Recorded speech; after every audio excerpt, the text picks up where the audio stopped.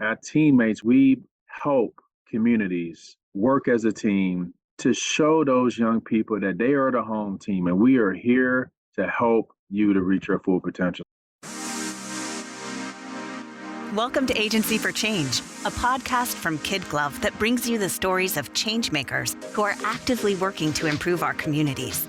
In every episode, we'll meet with people who are making a lasting impact in the places we call home.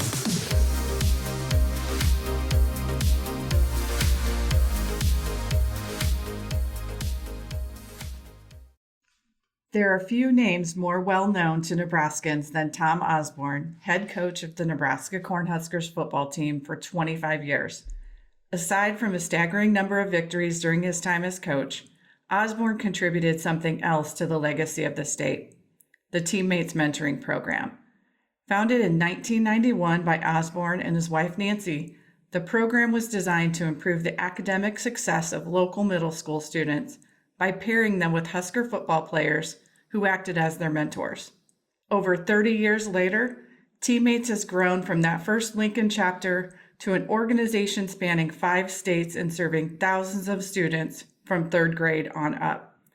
Today, you're going to hear why mentoring is so important to students of all ages, the kinds of skills a mentor should have, and how you can get involved and apply to be a mentor yourself. So stick around until the end because there's more to come. Hi everyone, this is Lisa Bowen, Vice President Managing Director at KidGlov. Welcome to another episode of the Agency for Change podcast.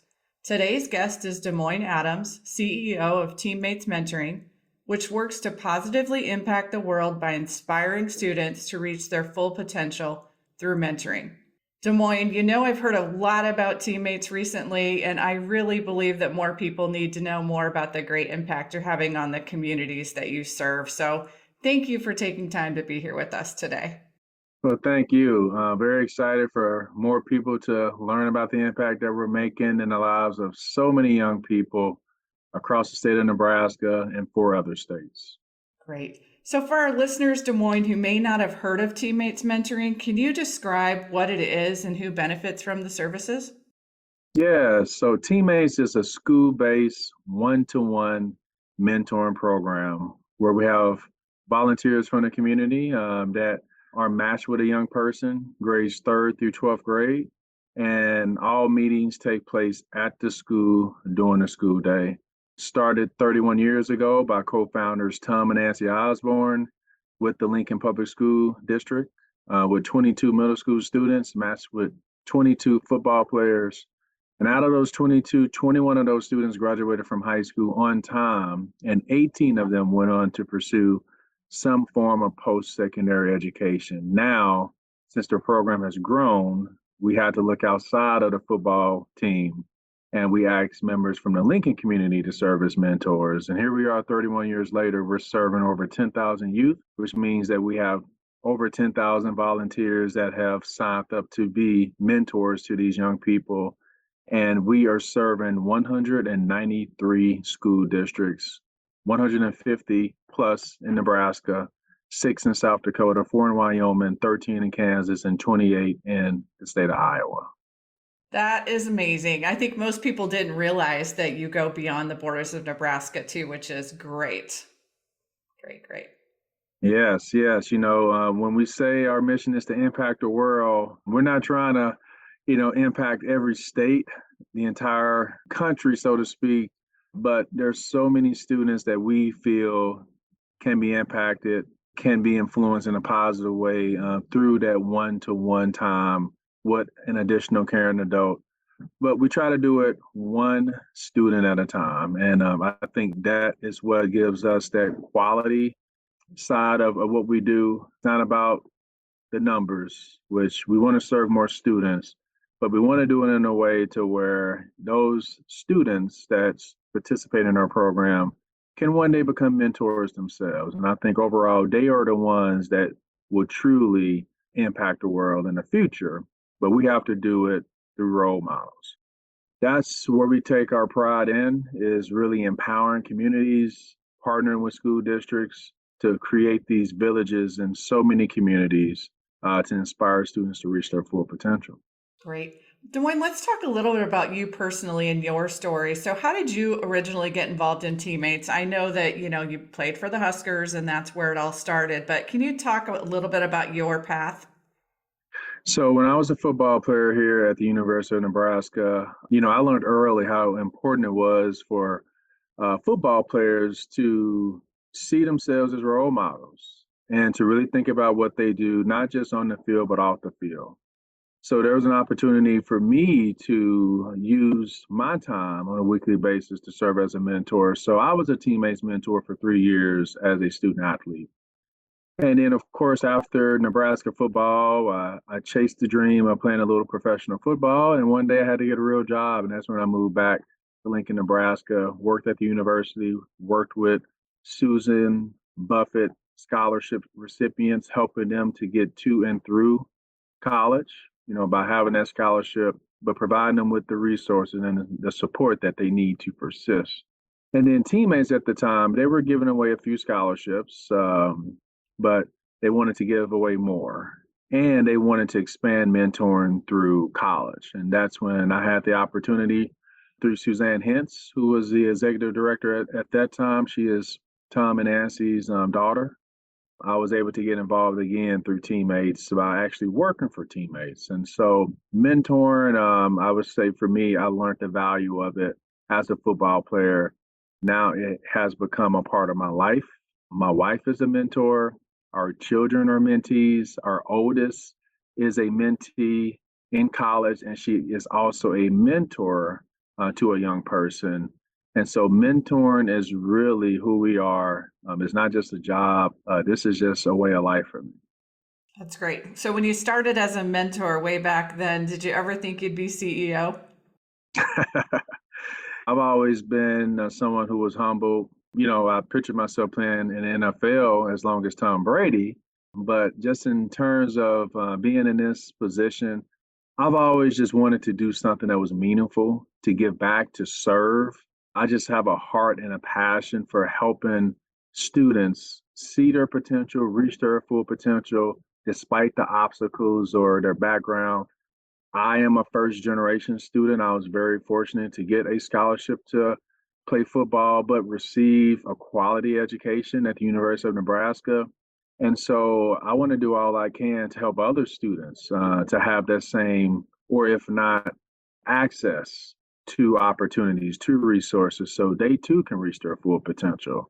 So many students believe in students who have promise, but we believe in all students. We believe all students have potential. And so we want to make sure that we give every student who wants a mentor that opportunity to be influenced by an additional positive caring adult so that they can have that hope for the future, increase their sense of well-being, and stay engaged so that they can stay in school and graduate from high school.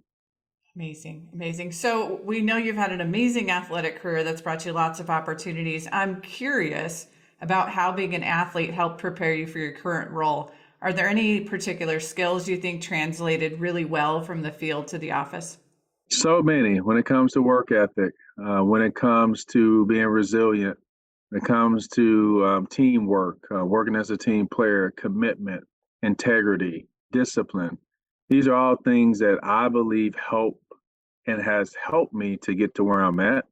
Culture, I think it's important on a football team. And so being able to create a very positive, inclusive culture when it comes to our staff. Inclusion is one of our core values as an organization. And so making sure that when people think about teammates, when they see that logo, we're here to serve all students, not some students. We do have at-risk students, but I believe that all students are at risk, especially the generation that we serve because of their connection to technology, access to anything and everything on the internet, their disconnect with face-to-face interactions with people, particularly adults. So I am very, very passionate about just making sure that we are providing young people with that face-to-face interaction. And we want to keep this program going for another 30 plus years. Sustainability is very important. Keeping Tom and Nancy's legacy going. These are extremely important things that I feel very responsible for. So I rarely introduce myself as CEO, to be honest. I just say I work with teammates. I'm not a big title person. I'm more of a work person because big title comes with big responsibility. So very humbled, never pictured myself being in this role, but I did see myself serving as a servant leader in some way, shape, or form. I think your humble leadership is what makes you so great at what you do, Des Moines. So I do have another question for you. You had mentioned that you started being a mentor in college. Did you have a mentor of your own when you were a child that inspired you to do this at all, whether it be formal or informal? Looking back, I had a lot of informal mentors, individuals from the community that helped me to see that there was another way to be successful. Pine Bluff, Arkansas, which is where I was born and raised, was a great community. There were a lot of people that were successful, but then there are also things that were in the community that were somewhat obstacles and challenges that kept people from reaching their full potential. You had some people that dropped out of high school. We had drugs, gangs, just things that I think were somewhat the norm to a lot of young people. I'm very grateful that my grandparents, my mom and dad, they encouraged me to be a part of sports that kept me out of a lot of trouble. And I'm very grateful for uncles and other community members that may have had those opportunities to be successful, but yet they helped me to understand that you don't have to do drugs. There's another way. You don't have to drop out of school. There's another way. They helped me to understand how to be successful and to make the best use out of my potential if I did X, Y, and Z. As they say, it takes a village to raise a child. And looking back, there were a lot of mentors from the community that helped me to be where I'm at today because I believe that choices give you chances in life or they give you consequences.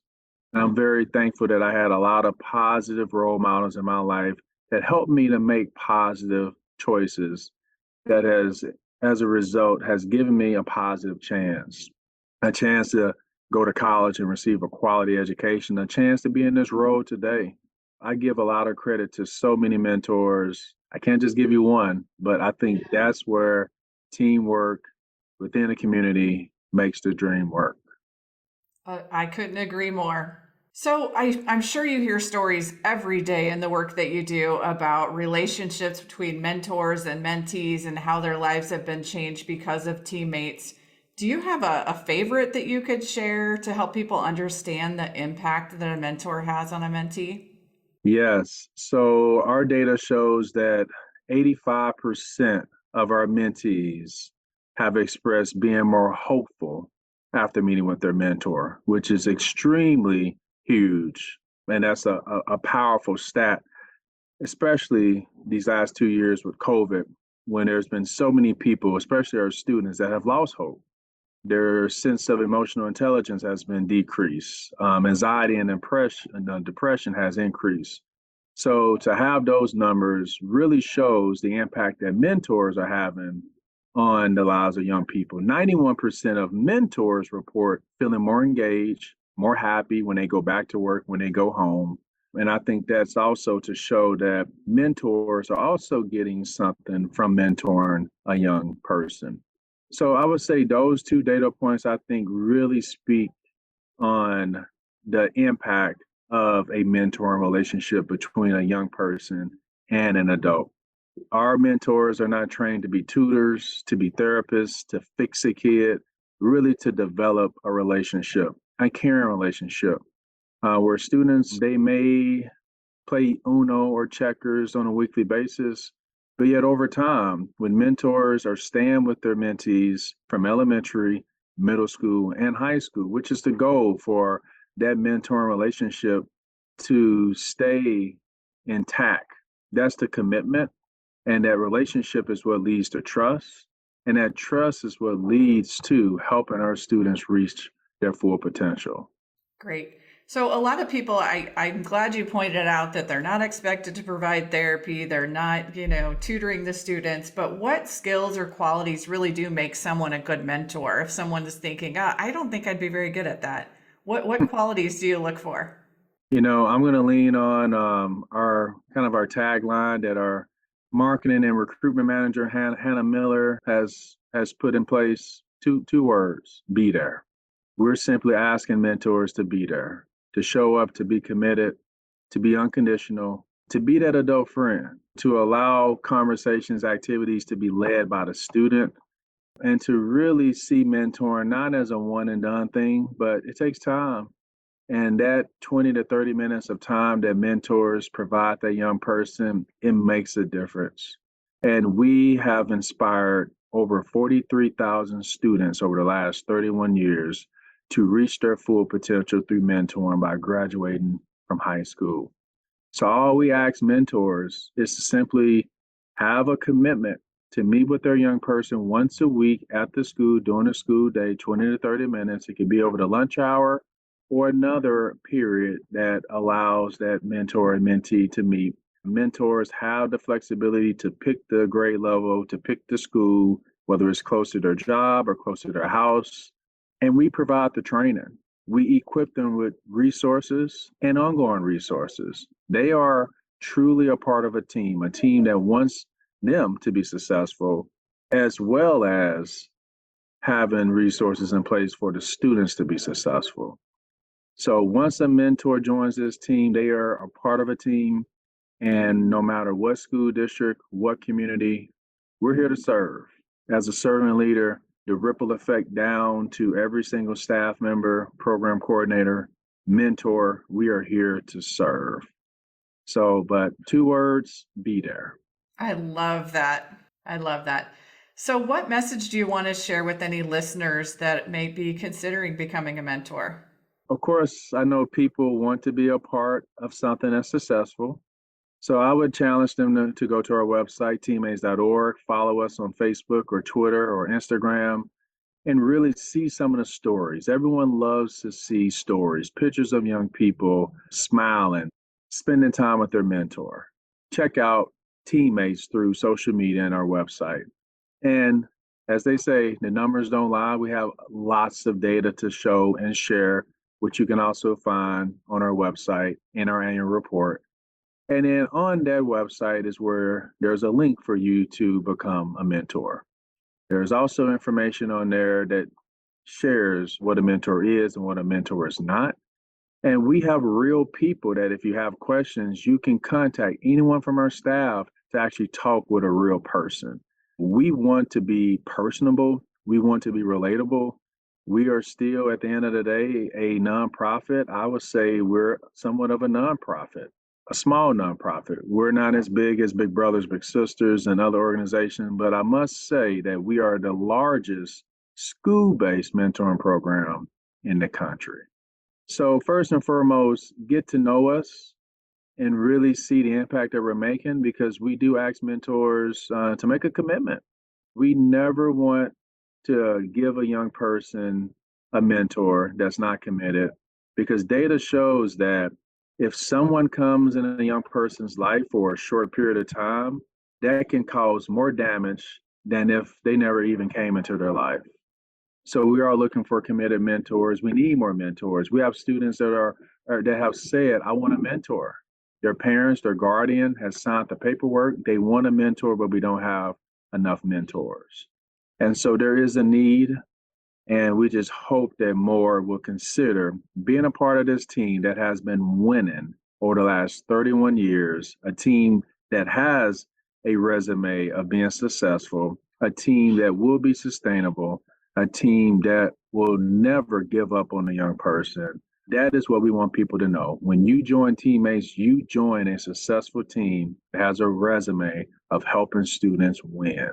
And that will make you feel like you are contributing and impacting the world by inspiring students to reach their full potential through mentoring. You're right. Everyone wants to be part of a winning team, that's for sure. So, what are some of the ways that students find teammates? So, are they referred to the program? Do they reach out to you if they, do you have parents that reach out to you? How does that connection happen? Three ways that students can join Teammates. One, they can self-nominate themselves. So we typically do school assemblies, or we have coordinators at every single building school district that can provide that opportunity to students to join teammates by saying, I want to be in teammates, and they take the paperwork home. The second way is a parent or a guardian can refer a student to teammates. The student always has to say, yes, I want a mentor. Students are not required, so that parent or that guardian can contact that school with teammates and get the information and turn it in. The third way is a teacher, a counselor can refer a student to say, I think this student would benefit from a mentor. Same process. They get the paperwork, they take it home. That mentee has to say, yes, I want to be a part of teammates.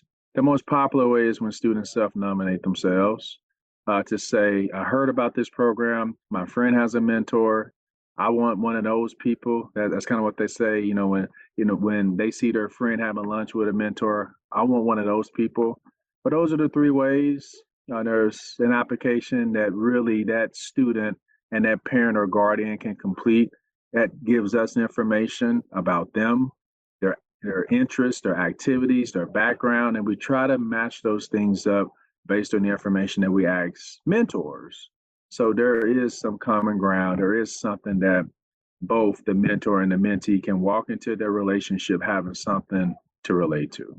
I do love the process that you guys take in making sure you're pairing up mentors with someone they may have something in common with. I'm sure that leads to more success for you. One other question I think a lot of people have when they start mentoring is, what am I going to do with this child for, 20, 30 minutes, once a week? Do you guys provide support and give them ideas of maybe activities or things they can do with those kids to keep them engaged? We do up front. When someone signs up to become a mentor, there's a 2-hour training that we provide them, and we give them all of the resources, the tools, the information, including what to do with their mentee during those 20 to 30 minutes that they spend with a young person. A lot of our mentors and mentees, they may play a game of life, checkers. Every school building, we have games for mentors and mentees, when they're sitting down. It's just a nice way for students to see this as they're building a relationship with a fun, positive, caring adult. Other resources as the students get older into middle school, we provide conversation starters, such as what do you see yourself doing after high school?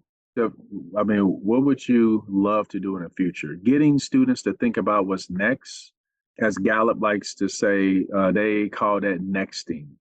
When you get a young person talking about the future, that gives them that sense of hope, that keeps them engaged, and they look forward to middle school, 7th grade, 8th grade, high school, and after high school.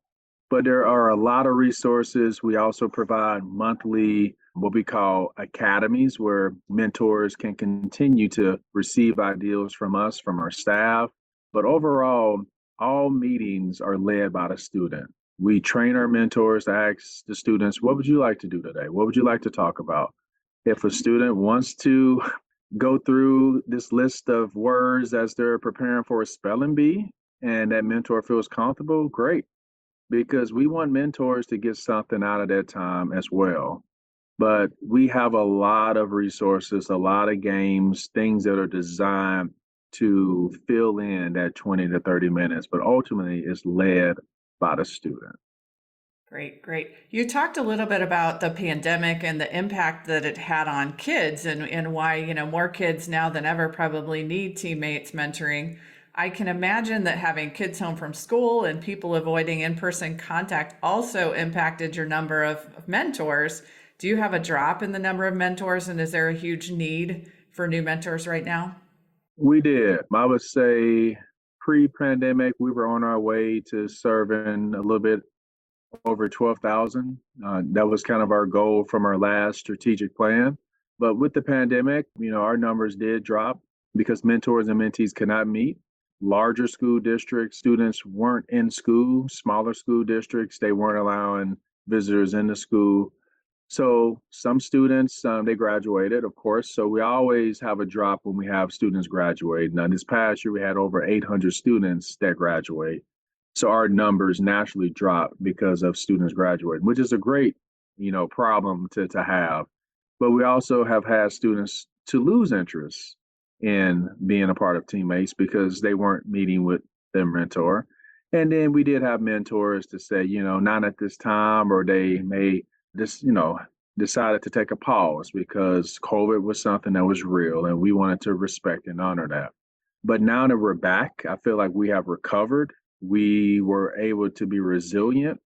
We were able to provide virtual mentoring throughout the pandemic for school districts that allowed that mentor to still stay connected with that mentee through proper supervision through our central office.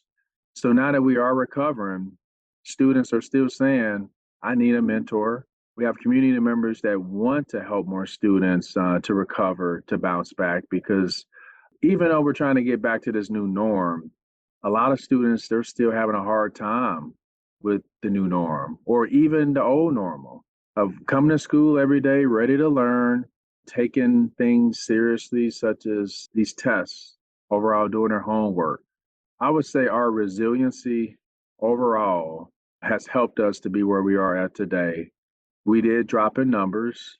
However, we have recovered because more than ever, mentoring is extremely important and the impact that we show. But we're also not about the numbers either. With our new strat plan, it's more about the quality, not the quantity. So if we never serve 12,000 and we're only serving 10,000, we want to make sure that those 10,000 matches are quality, sound matches where those mentors are committed and those students are excited. And then I think everything else will come. But going to your one question, is there a need? Yes. There's a need because there are some mentees that don't have mentors because that mentor decided not to mentor because of COVID. And there are some students that they need that additional caring adult in their life because of mental health, because of their well-being, because they would love to have someone else to talk to other than their parent or their teacher. So there will always be a need. And we have students that have said, yes, I want a mentor. But unfortunately, we don't have enough individuals in the community that have stepped up to use their role to be role models. Our need is more mentors. Great. Well, we're trying to get the word out for you today. So, like any small business, I'm sure financing operations is always top of mind for you as CEO. What are some of the primary funding sources for teammates? Just thinking of the liability of our matches, safety is a core value, commitment to youth, integrity and trust, inclusion, and strengths based. Those are our 5 core values. I would say safety is probably one of the most important ones because what makes us successful and unique is that we're school based. However, the liability, we must cover every match, and that's about $450 on an average per match. Background checks for mentors, whoever wants to become a mentor, we don't ask them to pay anything, but we cover those costs. That's about around $35 on an average. And then just other costs, programming, making sure that every school have a variety of board games, activities, things like that. We like to honor our mentors and mentees, maybe a back to school kickoff. We love to celebrate our seniors when they graduate. But those, I would say, are the main costs that I don't think people think about, especially when it comes to liability costs. Because we are school based, our liability costs are a lot lower than other organizations that meet outside of school. I would say, on an average, those costs are between $1,500 to $2,000. So we are pretty consistent, and we want to be good stewards of the funds that we get from foundations, grants, and purely donations, whether it's monthly, annually, through a pledge. We are always looking for people's time. You can get involved through teammates with your time. You can get involved through teammates through maybe your company, giving us an opportunity to come in and recruit your staff. If you are the CEO or president or the director, and you will allow your employees that time to mentor once a week, that is a win. But then also, if neither of those options, if you have the resources to help us to be sustainable, those are where I would say the big chunk of the cost, because we never put on a lot of the cost on our chapters. Our communities, they can fundraise for their local programs, but overall, for us to be a sustainable organization, to be the umbrella for all of these communities, whether it's through a pledge, whether it's through our foundation, an endowed, I guess, amount, even scholarships. Teammates.org is really the place where you can go to learn more about supporting teammates mentoring. But if co-founder Tom Osborne was sitting right behind me, he would say the biggest need is the time of a mentor.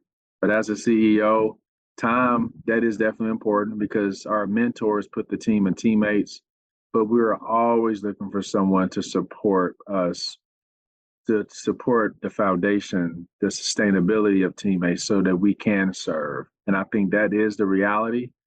And safety with the liability, with those background check costs, making sure that when school districts say yes to teammates, they trust us to bring in positive mentors, role models that have went through a screening and background check. We occur all of those costs, if not the majority of those. And so one support can help us to continue to provide mentoring. Great. DeMoine, I know you've only been in your role for just over a year. What do you enjoy most about the job, and maybe what's the most challenging part?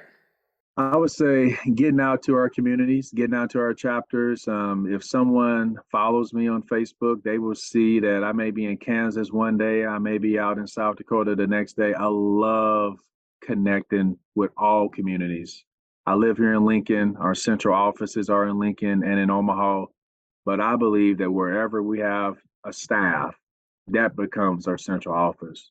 Our regional coordinators do a great job. We have them living in the region of the communities that they serve. But I love getting out, connecting, thanking superintendents, our coordinators, thanking our mentors. That is the one thing that I love about my job, is connecting with all of these constituents that we're serving and that we're asking to serve. I would say one of the challenging things about this role is going back to this entire organization. There are so many things that I must make sure continues, because Tom and Nancy Osborne started Teammates 31 years ago, and we want this thing to keep going for another 30 years. And so just that responsibility in itself, I would say, I wouldn't call it a challenge. I would maybe say it's a responsibility. And when much is given, much is required. And so there are things that I must be a good steward of in terms of how I make sure the culture of our staff feels, making sure that all of our staff are excited and that they're here to serve, not to profit. I got to keep all of our program coordinators, 200 plus, whether they're serving as a volunteer to provide leadership to their coordinators, to their local programs, or they're getting some form of stipend. I got to keep them engaged. I got to keep our superintendents informed through the numbers, the impact, what we're doing, how students are being, graduating or receiving scholarships. And most importantly, I got to keep our stakeholders and investors excited about supporting teammates now and for many, many decades to come. So everything that we do as an organization, I'm responsible for. We have a great team, great regional coordinators. We have a solid, strong board that trusts me, and we have co-founders that believe in me, which puts me in a very fortunate position. But at the end of the day, the responsibility increases that responsibility for me to do a great job. Good and great, that's not good enough. Every day I have to strive for excellence, which means that I'm working 7 days a week. But as they say, when you find something you love to do, you will never work another day, or however they say it. It's one of my favorites. Yes. So it doesn't feel like work, so to speak. It's like a lifestyle. It's like I work out every day because I love it and it makes me feel good. Teammates makes me feel good. But there is the responsibility of being a good steward. I want to do things right. I want to be responsible, and I want to carry this legacy on for the next 30 years. I tell a lot of people I'm going to retire when I'm 71. So 1 year down, I got 29 more years to go. That's how much I love what I get to do. But the responsibility, that is something that means a lot. And there are a lot of responsibilities for me to be responsible for, not just our staff, but at the end of the day, it's all about our young people. How do I keep people excited to serve and support our young people? Great. So knowing you're going to be around for another 29 more years, what's next for the organization? Are there any big goals or changes you'd like to see come to fruition as you're reigning as CEO? After COVID, that has impacted so many of our local communities and local programs. We made a decision not to expand outside of our current 5-state area. We want to provide quality support to who has said yes to teammates. And so, if Grand Island, for example, if they have 150 matches, how can we make sure that we're supporting them so that they can be serving 200, 250?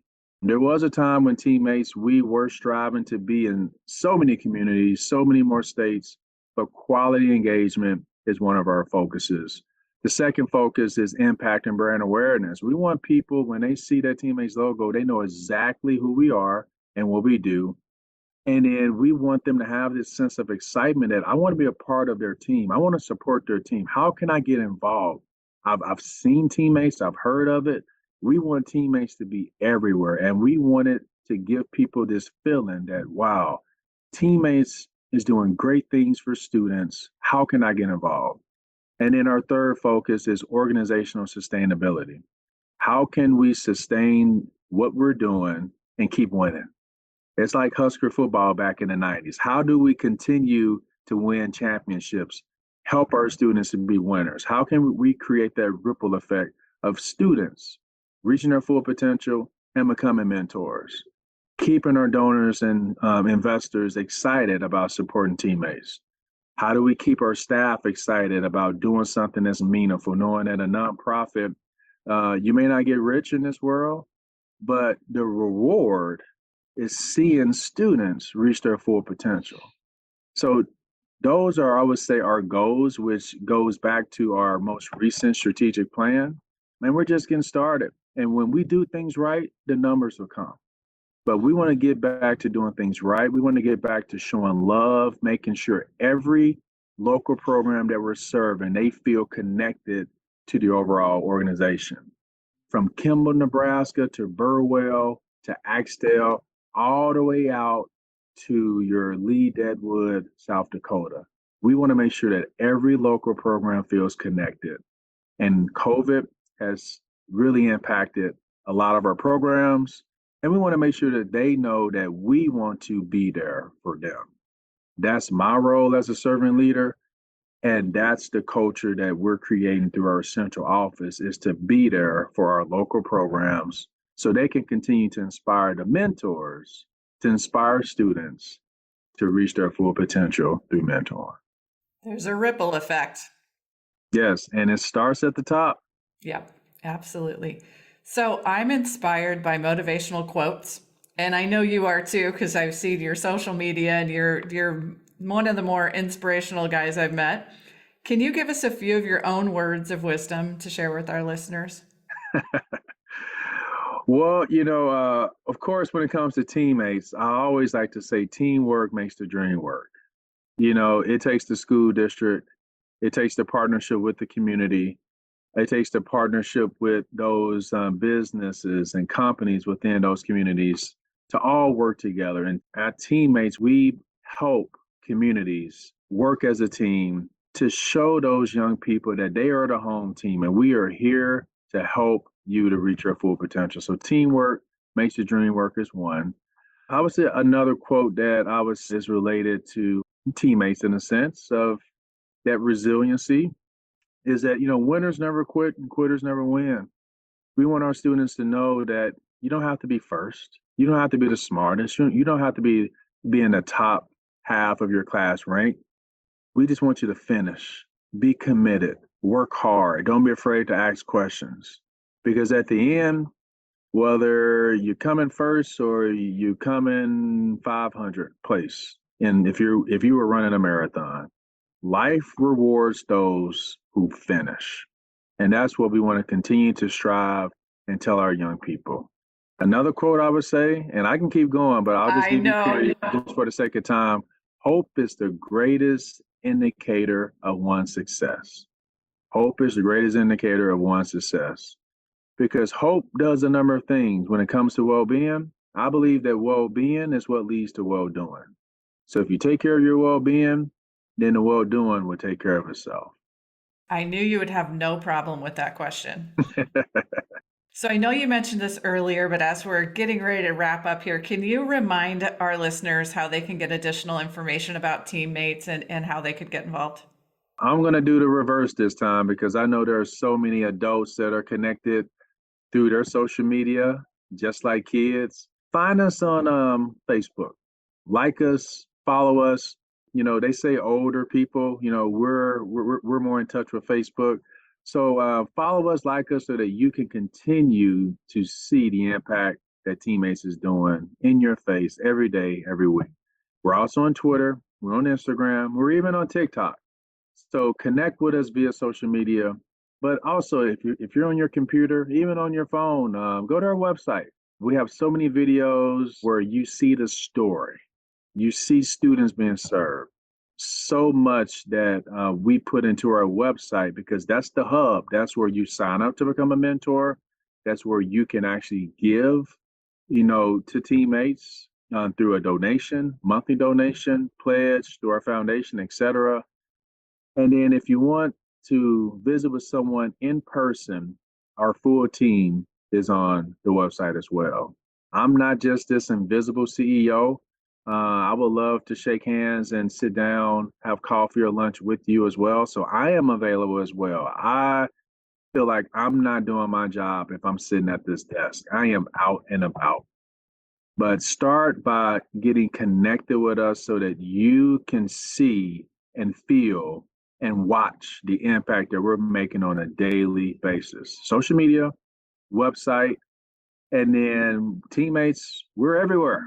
We cover this whole state of Nebraska, and we're just getting started in Iowa, South Dakota, Kansas, and Wyoming. I'm pretty sure you can get more information for your young person simply by going to the school and getting an application. I couldn't agree more. The more that you learn about TeamMates, the more people are going to want to get involved. I can guarantee you that. So as we wrap up our time here today, Des Moines, what's the most important thing you want listeners to remember about TeamMates? The most important thing that I want listeners to remember is that TeamMates started with an ideal that really came from Nancy Osborne, former educator, watching this, I think some commercial, some story where there was someone else that made a commitment to their community. They wanted to help their young people reach their full potential. And he promised that if these students would graduate, they would give them a scholarship. Nancy at the time knew that Tom, who was one of the best football coaches in the country, gave that idea to coach and said, what can we do? We can do something. How can we use our platform for good? And that idea has now become a movement with a mission that is so powerful to where we are impacting hundreds of communities in 5 states, all for one thing, for students. We are here to serve students. We are here to help them to stay in school, to be committed, to be resilient. We're here to increase their emotional intelligence so that they can be leaders instead of followers. They can get back to being critical thinkers, problem solvers. When the going gets tough, they get tougher because of the resiliency that they see through that one-to-one, face-to-face interaction that they have with another positive, caring adult. When we think of the Maslow's hierarchy of needs, one cannot reach their full potential unless that student feels like they belong to something. That student feels like someone cares about them. And so we are providing that well-being, that level of hope, that engagement. That is what's going to help this generation become the next generation. And it starts with us, adults. We must use our role to be role models so that our students know the model to follow. Otherwise, what they see is what they get. And if they're not seeing us, they're going to get a lot of information from this thing right here. And this is not the way. The way is through a one-to-one relationship with a young person.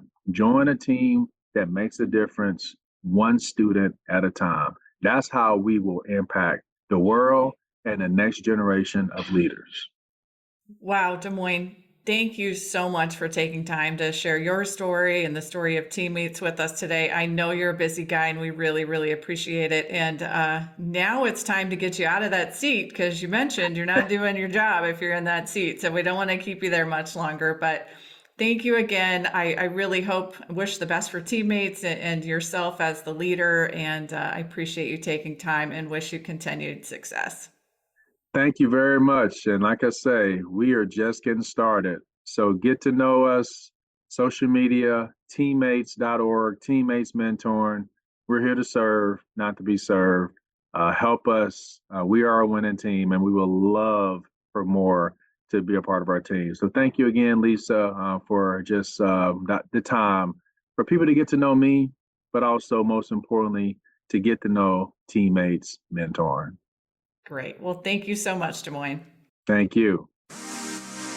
We hope you enjoyed today's Agency for Change podcast. To hear all our interviews with those who are making a positive change in our communities, or to nominate a changemaker you'd love to hear from, visit KidGlov.com at KidGlov.com to get in touch. As always, if you like what you've heard today, be sure to rate, review, subscribe, and share. Thanks for listening, and we'll see you next time.